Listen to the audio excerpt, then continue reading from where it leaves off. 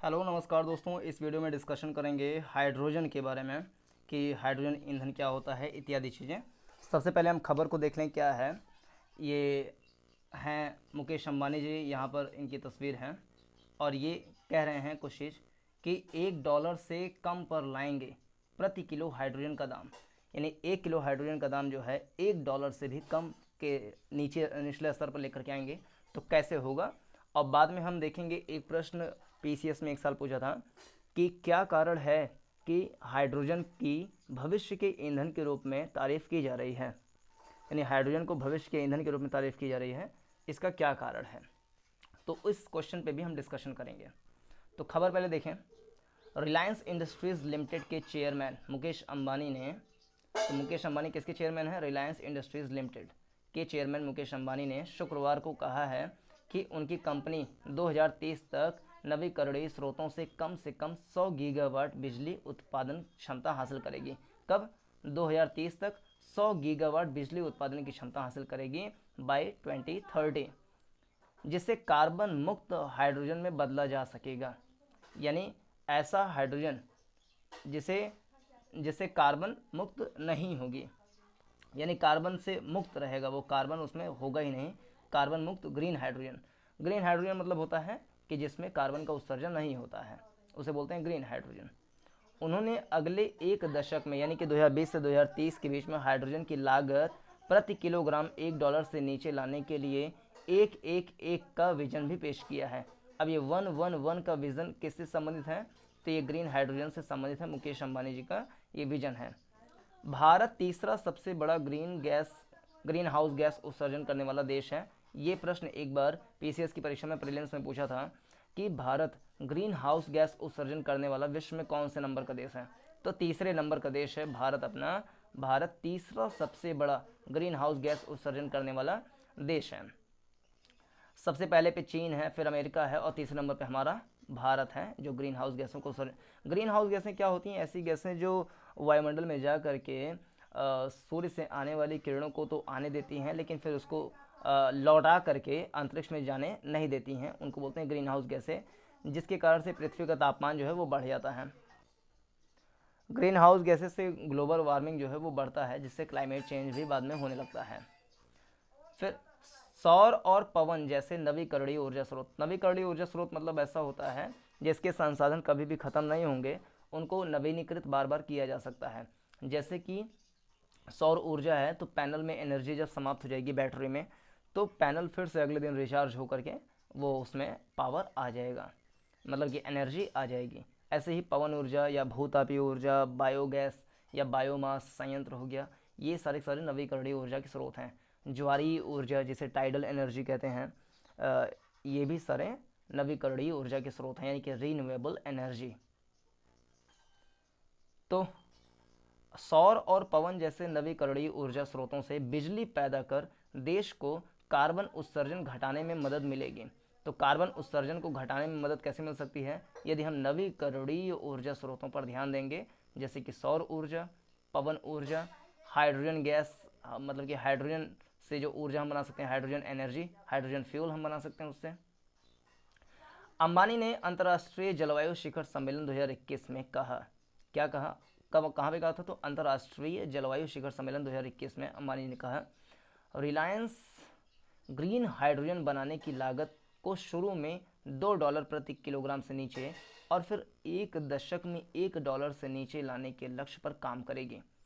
कि 1 kilo hydrogen fuel की कीमत अभी शुरुआत में हो सकता है कि $2 तक हो, लेकिन अगले एक दशक तक बाय 2030, तो 2030 तक जो है इस हाइड्रोजन फ्यूल की कीमत $1 तक लाने का प्रयास अंबानी जी ने जो है कहा है करेंगे हम।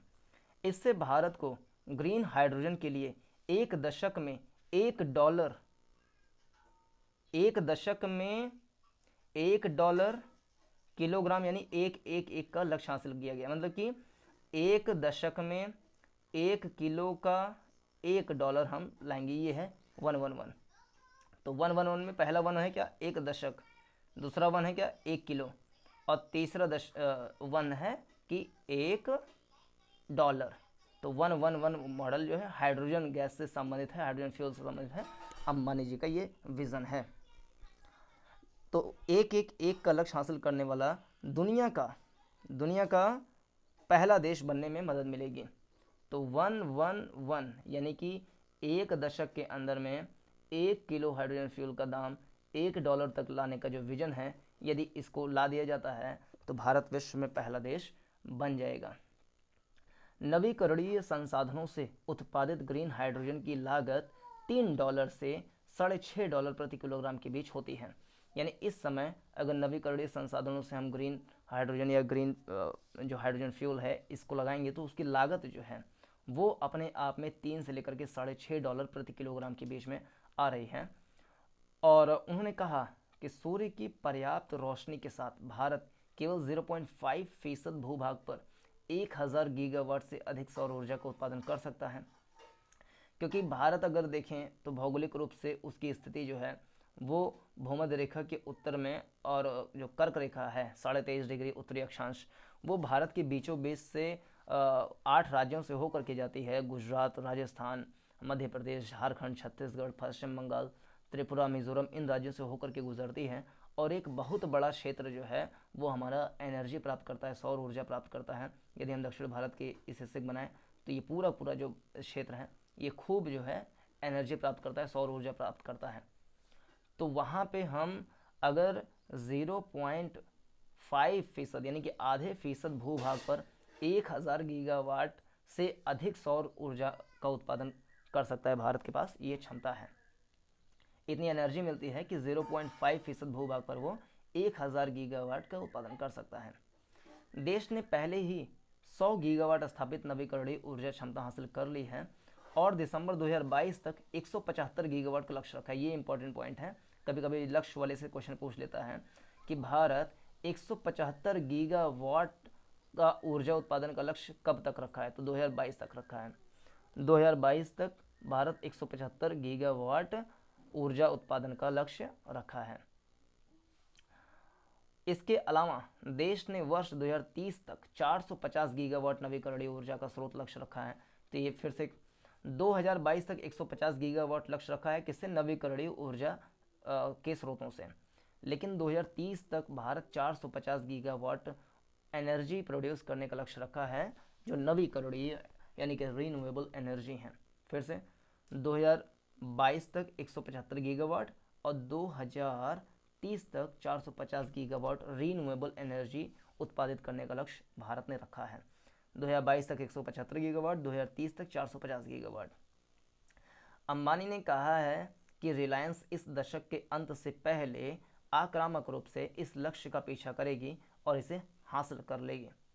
तो ये विज़न है श्री अंबानी जी का। अब एक प्रश्न जो आया था एक साल कि क्या कारण है कि हाइड्रोजन को भविष्य के ईंधन के रूप में तारीफ की जा रही है, तो इसका आंसर क्या हो सकता है? हाइड्रोजन को एक ब्लैंक पेपर ले लें। हाइड्रोजन को जो भविष्य के ईंधन के रूप में तारीफ की जा रही है उसके क्या कारण हैं? तो पहला कारण, इसमें परंपरागत ऊर्जा स्रोतों की दोनों कमियां, जैसे सीमित उपलब्धता तथा प्रदूषण नहीं पाया जाता।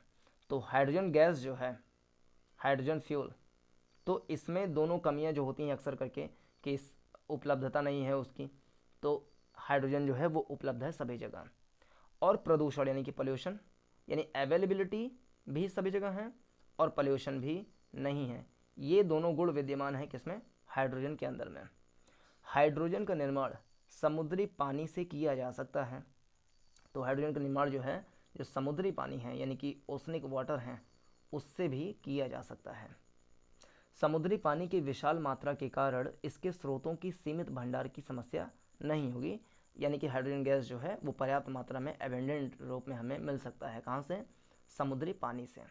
तो फिर से हाइड्रोजन गैस जो है उसकी अवेलेबिलिटी आसान है, यानी कि उपलब्धता आसानी से मिल जाएगी और उसमें पोल्यूशन भी नहीं है। उपलब्धता कहाँ से होगी? तो समुद्री जल के माध्यम से हाइड्रोजन गैस की उपलब्धता हो सकती है। सेकेंड, कोयला, पेट्रोलियम आदि ईंधन जलाने पर ऑक्सीजन तथा अन्य तत्वों से संयोग कर पर्यावरण के लिए हानिकारक रसायनों का निर्माण करते हैं। यानी जब हम कोल या पेट्रोलियम इस प्रकार के ईंधन का दहन करते हैं तो इसमें से जो गैसें निकलती हैं वो ऑक्सीजन से क्रिया करके कार्बन डाइऑक्साइड, क्योंकि इससे निकलता है कार्बन, तो कार्बन जब O2 से जुड़ेगा तो बन जाएगा कार्बन डाइऑक्साइड, या कार्बन जब ऑक्सीजन के एक अणु से मिलेगा तो बन जाएगा कार्बन मोनोऑक्साइड। इसी तरीके से कार्बन से अगर जब इनके दहन से जब सल्फर निकलेगा तो सल्फर O2 से मिलकर के ऑक्सीजन से मिलकर के बन जाएगा सल्फर डाइऑक्साइड। तो ये सारी की सारी प्रदूषक गैसें जो हैं वो पर्यावरण में हानिकारक रसायन जो है वो उसका निर्माण कर देती हैं, जिससे एयर पोल्यूशन भी होता है। लेकिन हाइड्रोजन ऑक्सीजन से संयोग कर शुद्ध पानी देता है। ये अगर हाइड्रोजन गैस को जब हम यूज़ करेंगे तो इससे जो निकलेगा वो ऑक्सीजन से मिलेगा जब, यानी कि हाइड्रोजन जब ऑक्सीजन से मिलेगा तो ये प्रदूषण नहीं करेगा बल्कि H2O बन जाएगा, यानी कि जलवाष्प या जल के जो कण होते हैं उस रूप में बन जाएगा। इस क्रिया में अन्य कोई अवशेष उत्सर्जित नहीं होता, अतः हाइड्रोजन प्रदूषण से पूरी तरह प्रदूषण मुक्त ईंधन है, यानी इससे नो पोल्यूशन वाली समस्या, मतलब नो पोल्यूशन वाली स्थिति आ सकती है।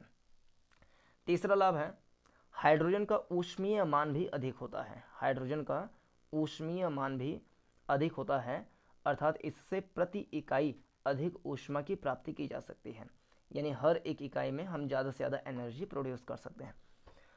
परंतु इन गुणों के बावजूद हाइड्रोजन वर्तमान का नहीं अपितु भविष्य का ईंधन है। तो भविष्य के ईंधन के रूप में किसे जाना जाता है?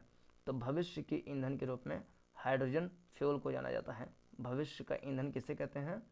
तो वो हाइड्रोजन फ्यूल को कहा जाता है, भविष्य का ईंधन।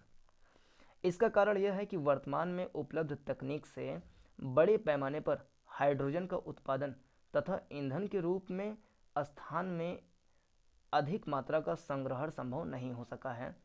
इसलिए प्रायोगिक सफलता के बावजूद व्यावसायिक दृष्टि से इसका उपयोग नहीं हो पा रहा है। इसके लिए अनुसंधान चल रहे हैं। ऐसी तकनीक उपलब्ध हो जाने पर भविष्य में हाइड्रोजन ईंधन का एक प्रमुख स्रोत होगा। तो फिर से रिकॉल करें सारी चीज़ें कि इसको भविष्य का ईंधन क्यों माना जाता है। तो पहली चीज़ इसकी अवेलेबिलिटी है, आसानी से उपलब्ध है। दूसरी, इसमें पोल्यूशन की मात्रा बहुत कम, मतलब पोल्यूशन तो है ही नहीं।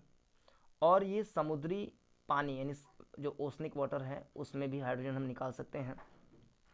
कोयला, पेट्रोलियम, इन सबको जलाने से वो ऑक्सीजन से संयोग करके हानिकारक रसायन निर्माण करते हैं, जबकि हाइड्रोजन जब ऑक्सीजन से संयोग करता है तो वाटर का निर्माण करता है, यानी कि बिल्कुल भी पोल्यूशन नहीं होता है। और हाइड्रोजन से प्रति इकाई हम एनर्जी जो है ज़्यादा मात्रा में प्रोड्यूस कर सकते हैं। तो ये इसके लाभ हैं, इस कारण से इसको भविष्य का ईंधन कहा जाता है। और दूसरे तथ्य के रूप में हम क्या इनपुट कर सकते हैं कि 2022 तक भारत नवीकरणीय ऊर्जा स्रोतों से 175 गीगावाट एनर्जी प्रोड्यूस करने का लक्ष्य रखा है। वेरियस 2030 तक 450 गीगावाट रीन्यूएबल एनर्जी प्रोड्यूस करने का लक्ष्य भारत ने रखा है, जबकि 2020-21 तक 100 गीगावाट रीन्यूएबल एनर्जी का लक्ष्य भारत प्राप्त कर चुका है। और अंबानी जी का 1-1-1 पॉलिसी जो है, मतलब जो विज़न है, इसका मतलब क्या है कि एक दशक के अंदर में 1 किलो हाइड्रोजन फ्यूल का दाम हम $1 तक कर देंगे, जबकि वर्तमान में इसकी कीमत कितनी आती है?